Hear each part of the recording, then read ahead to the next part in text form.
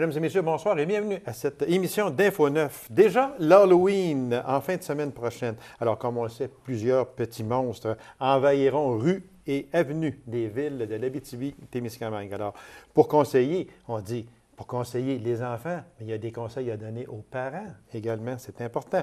Alors, lors de cette grande soirée, qui de mieux placé que la sergente aux affaires publiques de la Sûreté du Québec en Abitibi-Témiscamingue, Madame Marie-Josée Ouellette. Marie-Josée, bonsoir. Bonsoir. Marie-Josée, quand je disais, on va donner des conseils aux enfants. Bon, les enfants, là, ils vont envahir les rues, puis là c'est des petits mondes, puis là, tout le monde est content, puis ça court partout, là. Mais il y a des conseils à donner aux parents aussi, là, aux accompagnateurs, parce que ce n'est pas toujours... c'est pas toujours seulement qu'aux enfants, parce que moi, là... moi, j'en suis un qui rouvre la porte, puis j'aime ça, accueillir ça. Puis des fois, là, je vois des parents que je me dis, oh, là, il y aurait peut-être eu besoin d'avoir quelques conseils, le monsieur ou la madame, parce que c'est pas seulement que les enfants, ce sont aussi les parents.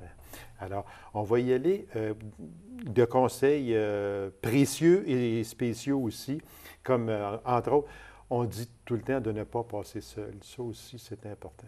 Ça dépend de l'âge de nos enfants. Oui, aussi, exactement. Oui. Par pour exemple, le soir, l'Halloween, c'est une fête pour un enfant. Il faut comprendre que c'est euphorique, puis les parents, ils ont un contrôle à faire, puis il y a même une préparation à faire. On peut en faire un quiz avec les enfants avant, de dire qu'est-ce qu'il faut respecter les amis avant l'Halloween. Est-ce qu'on court dans le chemin? Est-ce qu'on va dans toutes les maisons? Est-ce qu'on parle à tout le monde? On peut en faire un petit quiz comme ça, puis de responsabiliser l'enfant avant que la journée même arrive. Fait que le rôle du parent commence avant la journée, de choisir un costume en fonction de la météo, aussi de prioriser un maquillage plutôt qu'un masque. Ça, c'est important. Ça, je pense que ça revient aux parents, parce que l'enfant va désirer un masque, mais il ne comprendra pas qu'il y a un côté sécuritaire dans ça. Fait que oui, quand on planifie ça, si on n'accompagne pas nos enfants, de trouver un groupe d'amis en fonction de l'âge qu'ils ont et de mettre un adulte responsable de ce groupe-là, d'accompagner ces enfants. Le jour même, de marcher sur les trottoirs, de traverser aux intersections sans courir et de choisir un costume clair, puis de même mettre des bandes réfléchissantes. Il va faire, tu sais, il fait noir de plus en plus tôt. Souvent, l'Halloween va se terminer à la brunante. Fait que là, les enfants sont moins visibles. Fait que ça, c'est tout un rôle aux parents à faire avec l'enfant avant et pendant. Ça, c'est vraiment important, Marie-Josée, ce que tu dis là, être visible le plus possible. Puis moi, là, avant de l'oublier, parce que je veux en parler, puis des fois, si l'émission finit trop vite, on n'aura pas le temps d'en parler. Mais s'il vous plaît, les automobilistes qui ont à emprunter les rues et avenues des villes, des villages ce soir-là, s'il vous plaît, moi, là, je nommerai pas personne, là, mais là, je suis prêt à péter ma coche un peu. Dans la rue chez nous, là, je m'excuse, là, mais il y a des parents avec leur automobile qui passent peut-être à 65-70 km/h, puis c'est plein de petits monstres dans la rue, s'il vous plaît. Hey! Il faut ralentir. Ça n'a pas de sens, là. Ça n'a aucune espèce de bon sens. Moi, je viens les cheveux droits de sa tête. Mais pourquoi sortir ce soir-là? On le sait, on a juste à s'informer. Si c'est le samedi, l'Halloween dans votre ville ou village, bien, faites vos commissions le vendredi soir. C'est ça, puis exactement. le samedi, si vous êtes obligé de sortir, bien, soyez vigilants, patients, puis respectez les règles de sécurité. Parce que le petit bout de chou, lui ou elle, là, c'est de valeur à dire, mais qui a 4, 5, 6 ans, là, il est assis, ce soir-là, là, il est dans l'euphorie totale. Oui. Puis lui ou elle, là, elle ne regardera pas avant de traverser la ruelle. Il y a des bonbons là-bas, j'y vais. Oui. Les parents, s'il vous plaît, ou je ne sais pas, passez à 10 km/h, s'il vous plaît, ça n'a pas de sens. Évitez un accident qui pourrait être fatal, s'il vous plaît. Fait que là, j'ai fait ma petite sortie, là, parce que non, mais j'en vois de ça, puis réellement, je trouve ça mais tellement dangereux. Et ces personnes-là, bien souvent, ont des enfants qui passent au-dessus. Fait que il faut pas... Marie-Josée, ne pas entrer dans les maisons. Souvent, on dit ça. Restez à la porte. Sonnez, on va venir vous ouvrir. Puis s'il y en a, des fois, rentrez, là. Non, restez à l'extérieur. Puis avant de se présenter même à cette maison-là, si la maison n'est pas décorée, que les lumières sont fermées, aussi, de préparer ses enfants en leur disant, bien, ne faut pas insister. Si la maison n'est pas éclairée, allez même pas cogner. C'est vrai. C'est sûr que... Puis ça, je pense que c'est respecté aussi Oui. pas mal parce que moi, on voit ça souvent, là. Puis j'en ai, moi, dans la rue chez nous, que les lumières ne sont pas allumées extérieurement, les stores sont fermées. Allez pas sonner à la porte. C'est ça. Ils ne veulent rien savoir. Puis rester à l'extérieur. Puis rester à l'extérieur. Oui. Les jeunes accompagnés d'adultes, là, on a parlé un petit peu, puis j'aimerais revenir. Là, les adultes ont un rôle primordial à jouer, là, à ce moment-là. Bien, d'accompagner les enfants, de sécuriser les enfants, de vraiment avoir un contrôle, puis de les surveiller. Il ne faut pas avoir un groupe de 10 ou de 12 avec juste un adulte. Non. Je pense que là, ça ne serait pas responsable. Mais d'accompagner les enfants, puis de leur expliquer, puis de leur rappeler toutes les règles de sécurité. Oui. Comme on dit, pas rentrer, d'être poli aussi, parce que l'Halloween, c'est quand même... Oui, puis ça, c'est une chose que j'ai remarqué. Les enfants sont polis, sont très polis. Ça, c'est bien important aussi, parce que il y en a des fois qui sont un petit peu fantasmes, mais on met ça sur le compte de l'euphorie, probablement, à ce moment-là. Oui, puis, montrer sa collecte à ses parents au retour à la maison. Oui. Ça, je pense que c'est important, parce que moi, là, c'est malheureux à dire, Marie-Josée, mais j'en reviens pas comment il peut y avoir du monde cruel. Tant qu'à donner une pomme avec des aiguilles dedans, là, ferme la porte, ferme tes lumières, puis ouvre pas. Oui. S'il vous plaît, tu veux pas donner, donne pas.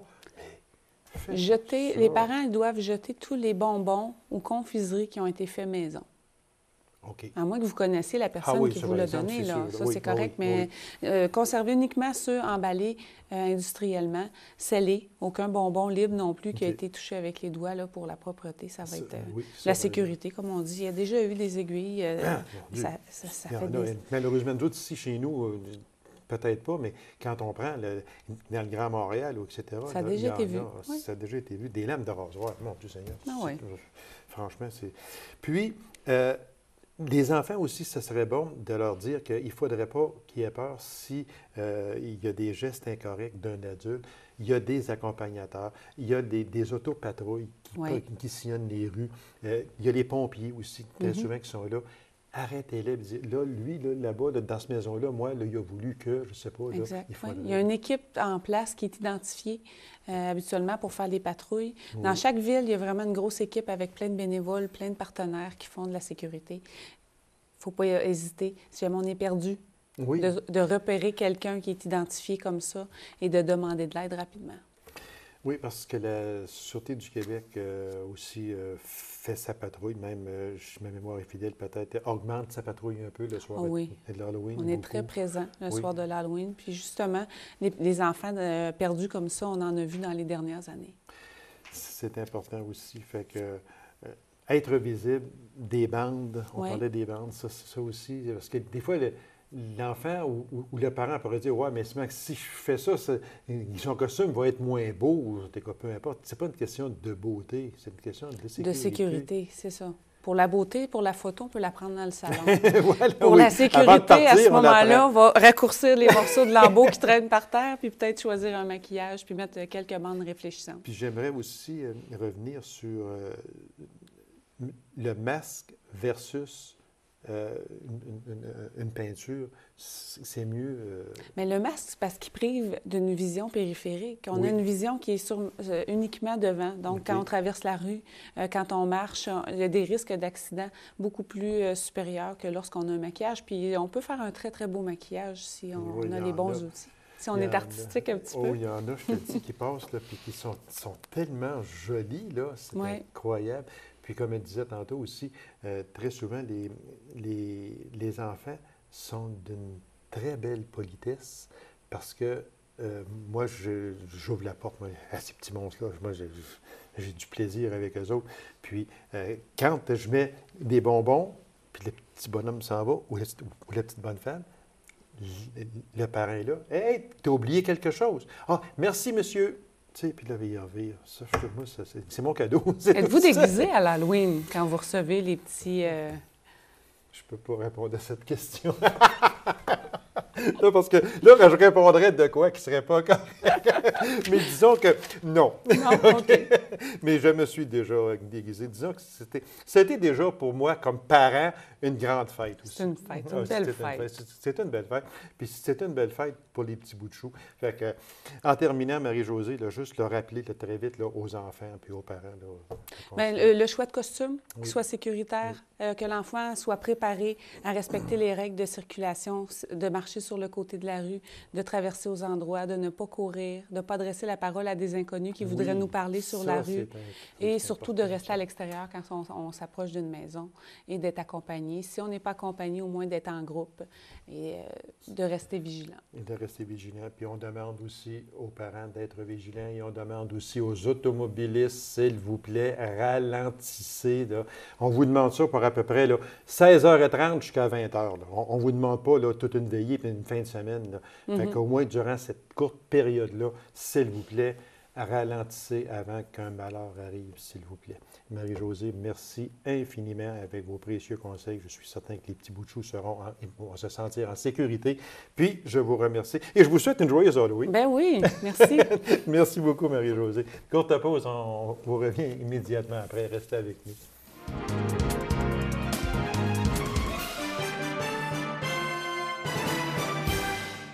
La MRC d'Abitibi-Ouest pense à son avenir et également cette même MRC a été en vedette dernièrement.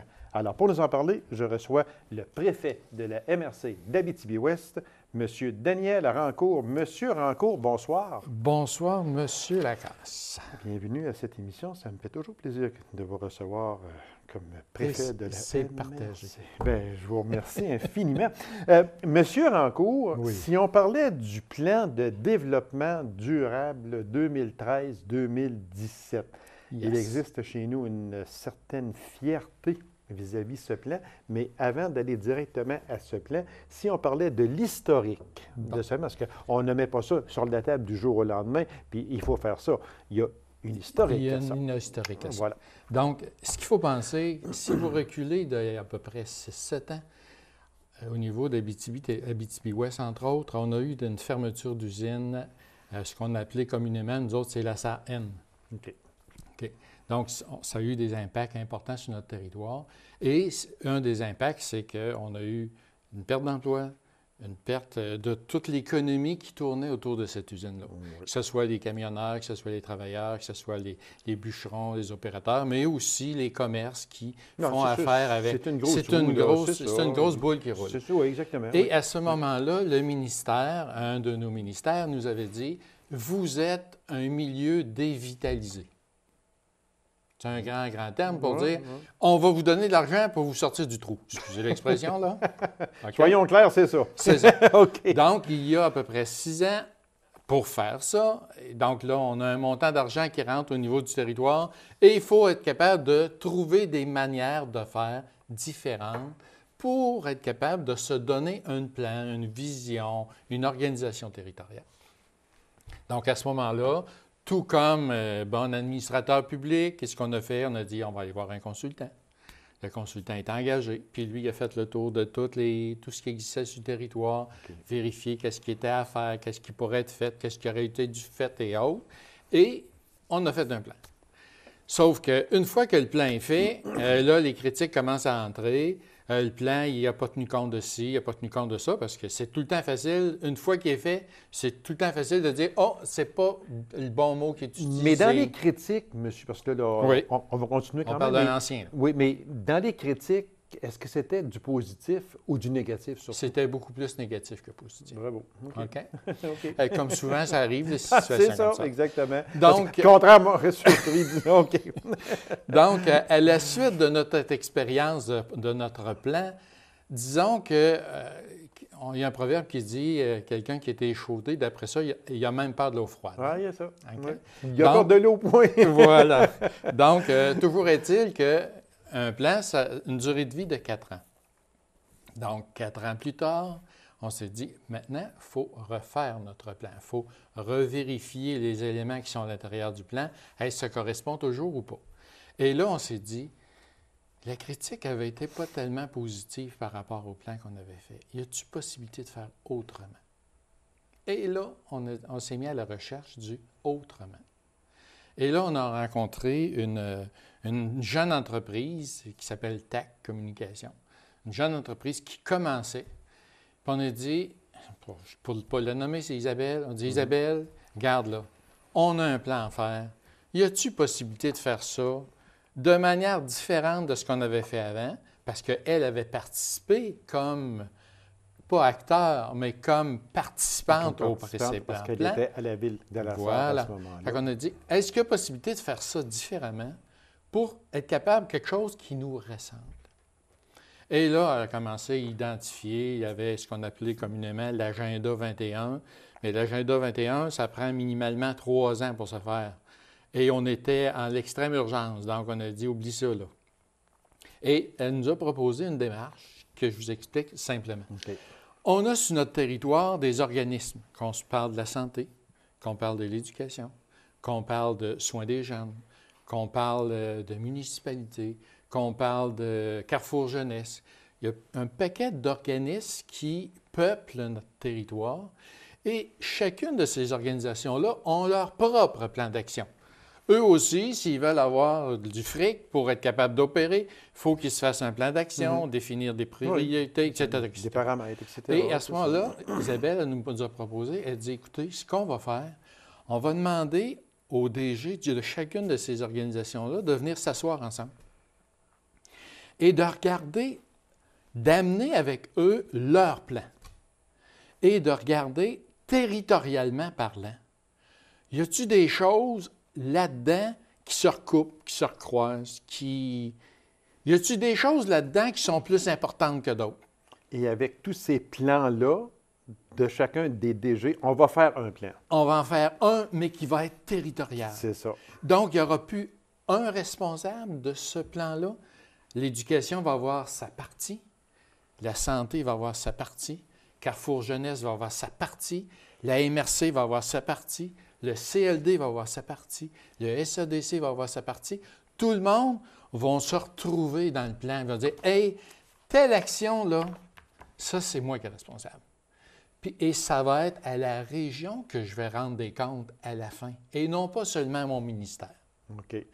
Je dois vous dire que ça fait un certain temps que je suis dans la politique, là. Ça fait plusieurs plans que je vois passer, et c'est la première fois, puis j'en ai parlé avec des confrères qui pataugent dans le grand, puis qui sont ailleurs dans la province, et on dit, mon Dieu, c'est fait là. On n'a jamais entendu parler de ça. Un mode de faire, d'asseoir tous les intervenants impliqués dans le milieu, de les asseoir ensemble et que ce soit les DG qui disent, moi là, dans mon plan, j'ai 5 actions importantes. L'autre DG, j'en ai 4 importantes, on ne peut pas déroger de ça. Okay. J'en ai 6. On a retrouvé finalement 240. Oh mon Dieu! OK? Action. Je suis certain que si le processus n'aura pas été comme ça, vous n'auriez jamais trouvé 240. Jamais. Sauf qu'il était cumulé dans chacun de nos plans individuels. Oui. Sauf que là, le travail commençait pour les DG, à savoir dire, sur l'ensemble de notre territoire, c'est à quel endroit on va avoir le plus d'impact. Dans les actions qui sont sur la table, là, il y en a-tu qui sont plus importantes que d'autres? Il y en a-tu qui devraient être, elles, avant l'autre? Est-ce qu'il y en a une qui devrait être primordiale, que celle-là, là, on ne devrait pas lâcher?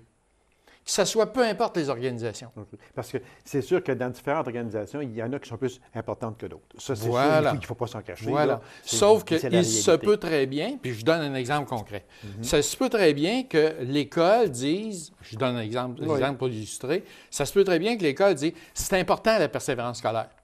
C'est important, il faut travailler là-dessus.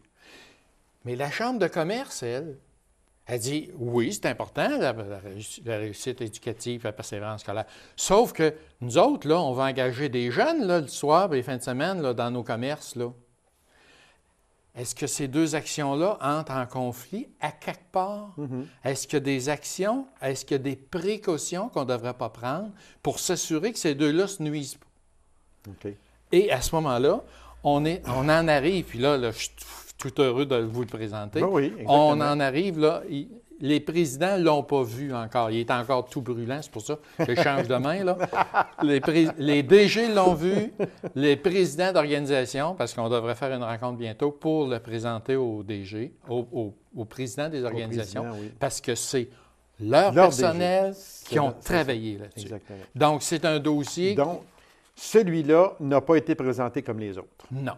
Une manière différente de faire qui devrait porter beaucoup plus sur celui-là. Quand on parle de 240 recommandations, à ce moment-là, ce n'est pas quand même, ce n'est pas peu, c'est beaucoup. Mais il faut penser que les 240, dans le plan, il faut penser là, que ce plan-là, il ramasse les plans de tout le monde. Voilà. Sauf que comme plan, on dit, on ne mettra pas 240 actions. Non, là. sûr, on a peut-être ciblé une cinquantaine. Donc, il y en a peut-être 5-6 qui viennent de la commission scolaire, 5-6 qui viennent de la santé, 5-6 qui viennent de la MRC, quelques-uns du CLD. Qui avait à choisir?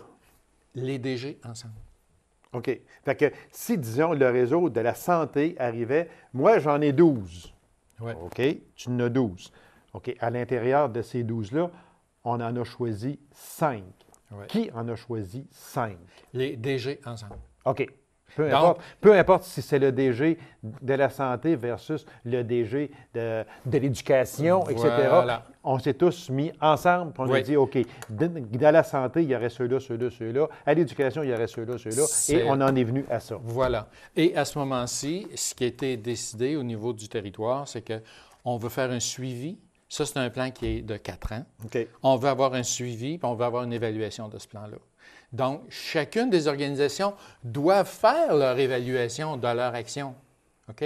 Sauf que territorialement parlant, on va faire l'évaluation de notre plan parce que la santé est dedans, l'éducation est dedans, l'économique est dedans, les jeunes sont dedans.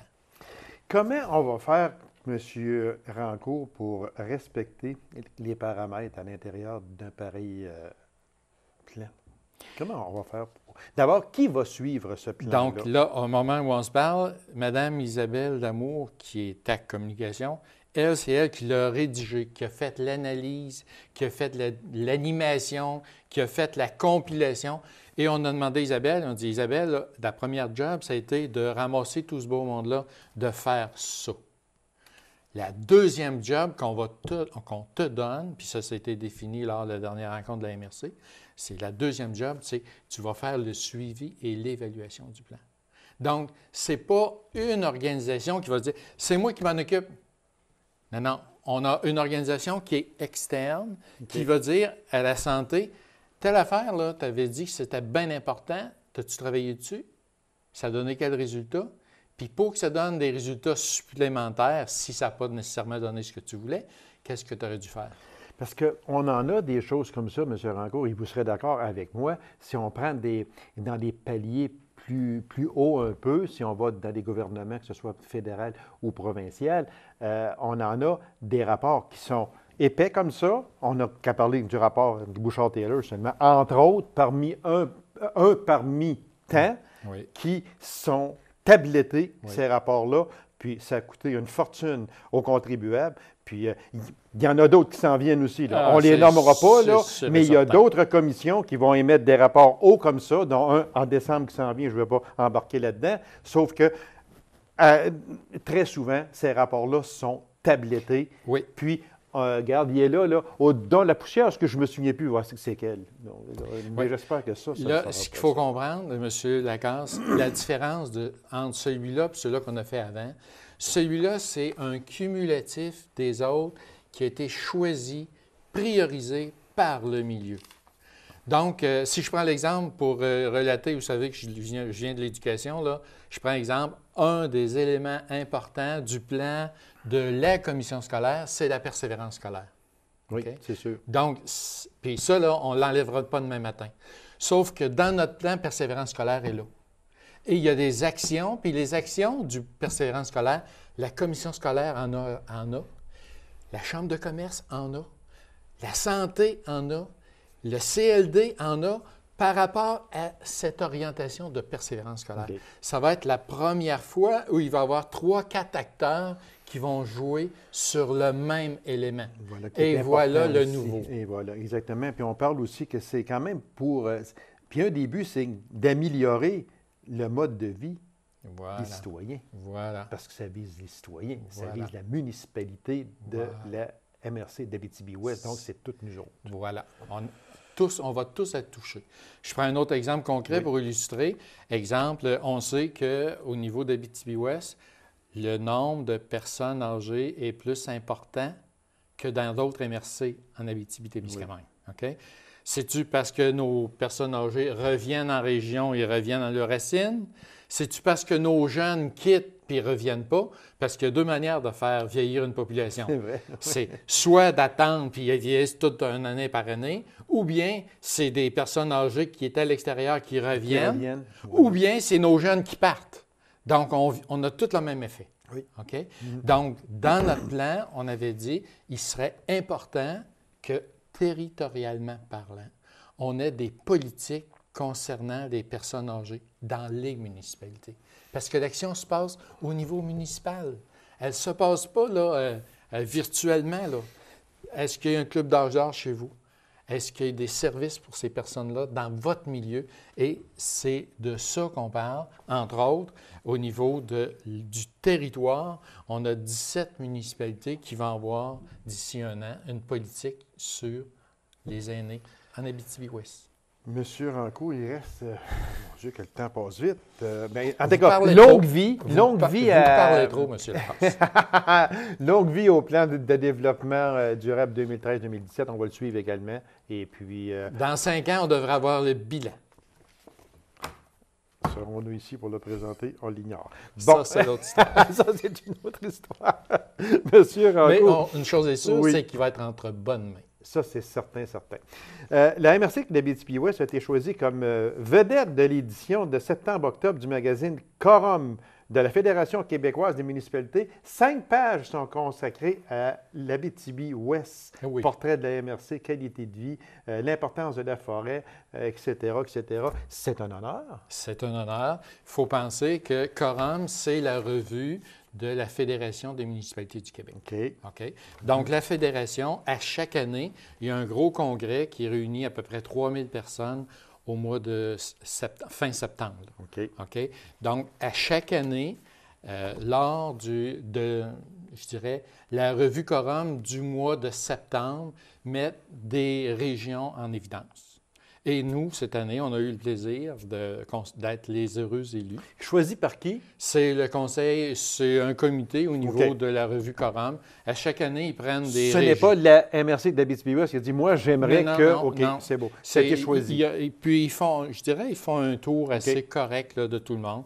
Donc, la revue, ça s'adresse typiquement à des citoyens municipaux, donc des conseillers, conseillères.